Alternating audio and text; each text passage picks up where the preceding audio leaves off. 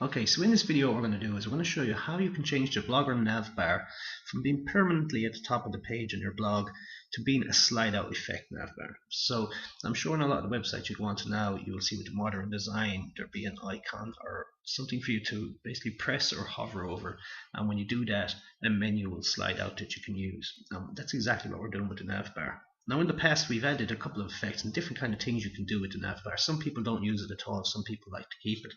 And a few examples are on this is a test blog we used for basically how you can move the navbar to the bottom of the page. So you can see the way instead of being across the top, it's down across the bottom. And on another one here, this one we actually used what's called a peekaboo or a hover effect navbar. So as you can see, there's no navbar at the top of the page, but once I hover the cursor over the area where the navbar should be, it appears. Then it'll go away again and appear. Okay, so what we're doing this time, of course, is the slide out. I'm not going to do it on this test blog, which I have ready here.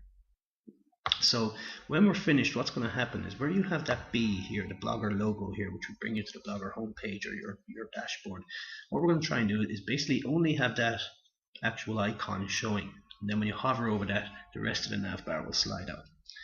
Okay, so the code for this is quite simple. And as I said, the code will be here on Spice Up Your Blog. So if you're watching this on YouTube or elsewhere, there'll be a link in the description to come back to Spice Up Your Blog where you'll be able to get the code, and you'll have the steps there as well as this video to help you. So it should be no problem at all. So let's go and add this to our test blog. So this is our test blog that we're going to use. Now you can, in your layout, just click the drop down and go to the design page or the layout page of your blog. So let's do that. I'm just going to click it off the navbar myself here and go to the design page. So once you come to the layout page or the template page which you're on here, you want to click this customize button. Okay, so I'm going to click the customize button, and we will come to the blogger template designer. Okay, so let's bring our camera over, and on this we want to add some CSS, a small piece of CSS. So we're going to click advanced, and then we're going to scroll right down to the bottom. And we'll see here add CSS, so we're going to click that. So I already have some style in here, so I'm just going to scroll down and let's make some space. On your blog you more than likely will have nothing in here, so you don't have to worry about this. So just made a bit of space where we can add this code. Okay, so let's drag our camera back a small bit.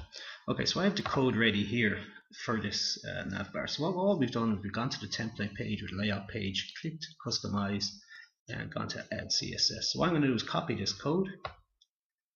Let's scroll down and make sure we get it all. Here we go. And there we go. So I've copied all the code, right click, copy it. And back here in our CSS section, I want to paste it in. Okay, so I've pasted in that code. Now in the top right hand corner you'll see the apply to blog button. Now sometimes when you paste in the code, that button won't become clickable. So all you have to do is just at the end of it, just click a space in here. And that will be sure that it becomes clickable. So let's click apply to blog, template applied has come up.